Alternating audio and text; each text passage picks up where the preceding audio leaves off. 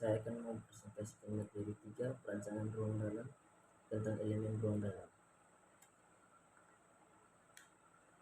Sebelum itu saya memperkenalkan nama saya Lentus Kemrang dengan NIM 20226212121032, Prodi Arsitektur kelas A1.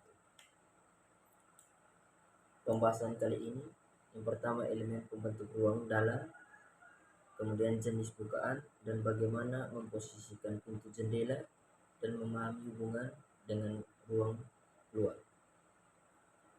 Elemen-elemen pembentuk ruang yang pertama lantai, jendela, pintu, dinding, dan plafon.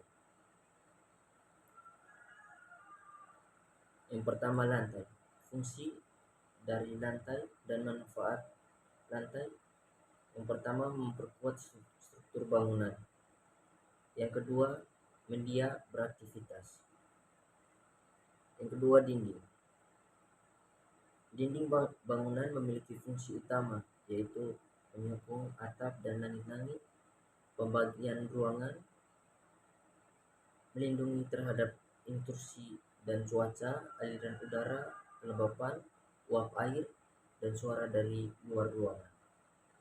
Yang terakhir mengontrol aliran suara, panas, cahaya di dalam ruangan. Kemudian ada plafon. Plafon adalah elemen penting namun secara langsung tidak dalam jangkauan kita. Plafon dalam ruangan sebagai membatas vertikal ruang dan memunculkan efek visual dan fisiologi ruang. Jenis bukaan jendela.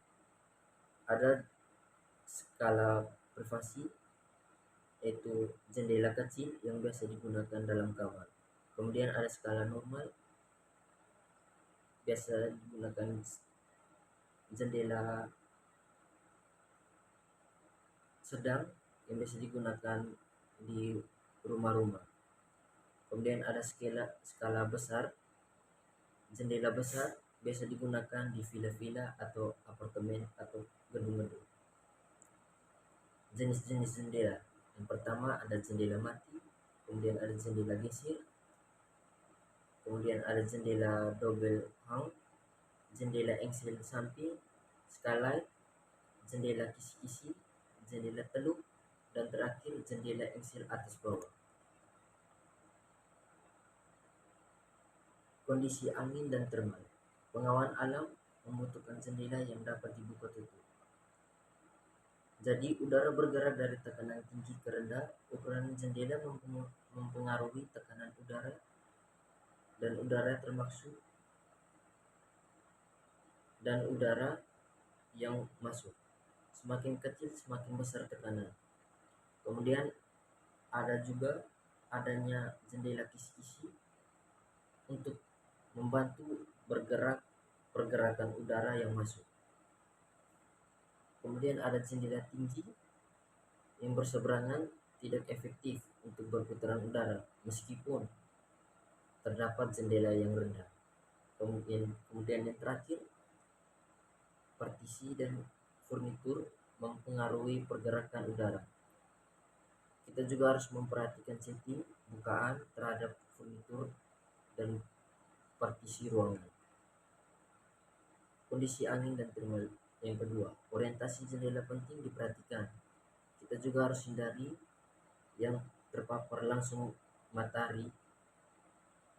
Mengendalikan orientasi jauh lebih mudah dibandingkan treatment untuk meredam panas dari luar. Hal ini digunakan untuk supaya kaca tidak mudah pecah atau retak. Tata letak jendela pada ruang. Yang pertama, letak jendela menyesuaikan elemen sekitar. Yang kedua, disusun untuk memperlihatkan situasi ruang. Yang ketiga, dapat menjadi area pembatas antar ruang. Yang keempat, jendela di bagian atas dapat memaksimalkan ruangan di dinding dan juga sebagai pencahayaan.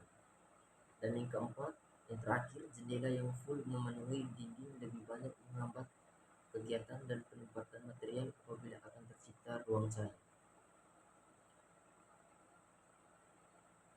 Jenis bukaan pintu. Pintu menjadi akses fisik untuk menjangkau sebuah ruang, baik untuk manusia, perabotan, atau furnitur. Pintu juga dapat mengontrol view, udara, cahaya, dan suara ruangan. Jenis-jenis pintu. Yang pertama ada pintu engsel, yang kedua ada pintu dorong Graf, yang ketiga ada pintu lipat tanpa engsel, yang keempat ada pintu atas, yang kelima ada pintu ayun, dan yang keenam pintu geser tanam, pintu geser permukaan, dan yang terakhir pintu bypass lidi. Tata letak pintu dalam ruang. Ada dua pintu yang berhadapan.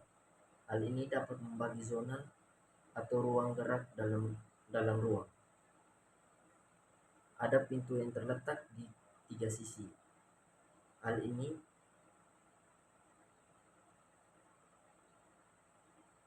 pintu yang terletak di tiga sisi tempat yang berbeda dan tidak segaris dapat mempengaruhi ruang gerak. Kemudian dua pintu yang berdekatan dapat memperbanyak ruang gerak. Dan yang terakhir, pintu yang terletak di tiga sisi dapat beraturan dapat